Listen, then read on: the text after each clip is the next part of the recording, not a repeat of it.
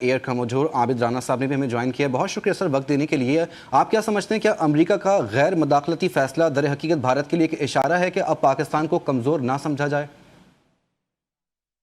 जी बिल्कुल बजा फरमाया आपने।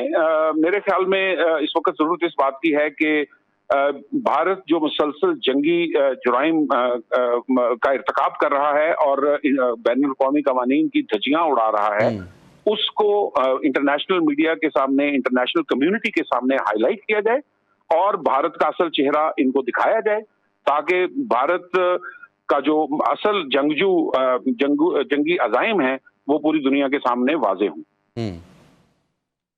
अच्छा, इस वक्त एक सालिसी भी चल रही है खित्ते के अंदर। अब से कुछ देर बाद जो है सऊदी वज़ीर ख़ारजा जो है वो आने वाले हैं आबिद साहब। आप क्या समझते हैं, ये सालिसी कामयाब होगी? कोई मुस्बत नताइज निकल कर आएंगे सिफारती सतह के ऊपर? मेरा ये ख्याल है जी कि तमाम जो दोस्त ममालिक होते हैं वो ऐसे वक्त में अपने दोस्तों के साथ खड़े होते हैं। उनका दौरा सबसे पहले इस पर्सपेक्टिव में देखना चाहिए कि वो हमारा एक ब्रदर मुल्क है जो कि इस मुश्किल वक्त में हमारा साथ दे रहा है। जहां तक सालिसी का ताल्लुक है तो जाहिर है इसका बहुत सारा इन्हिसार भारत के अपने रवैये के ऊपर है, भारत की अपनी जो जंगजू ज़हनियत है उसके ऊपर है।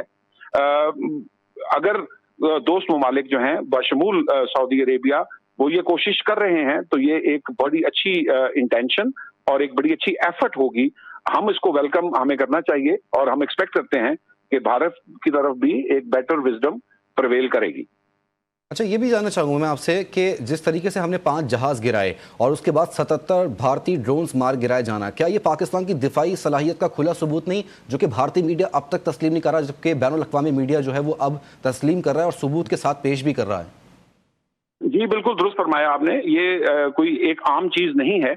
रफाइल जो है वो 4.5 generation state of the art modern combat aircraft है, जिसका जो मौजूदा तारीख है एयर बैटल्स की, उसके अंदर किसी एक में भी ये आज तक शूट डाउन नहीं हुआ। तो ये अपनी नौयत का पहला वाकया है और ये पाकिस्तान की सलाहियत का एक खुला सबूत है। और इसी तरह जिस तरह आपने बिल्कुल दुरुस्त फरमाया कि 77 ड्रोन्स को शूट डाउन करना ये कोई छोटा फीट नहीं है। आई थिंक अभी ये टाइम है कि भारत ये समझ सके कि उसकी ख्वाहिश इजराइल बनने की हो सकती है, लेकिन वो जिस कौम के साथ डील कर रहा है वो बहरहाल एक मजलूम गजा के लोग नहीं हैं, वो एक गयूर 24 करोड़ आवाम है, जौहरी ताकत हैं और एक बैटल हार्डेंड आर्मी है जो उनके सामने खड़ी हुई है। तो उनको गालबन जिस तरह उन्होंने $9 बिलियन के रफाइल का ग्रैंडियोसिटी का ख्वाब एक $300 मिलियन की सिटिंग डक बना के रख दिया है।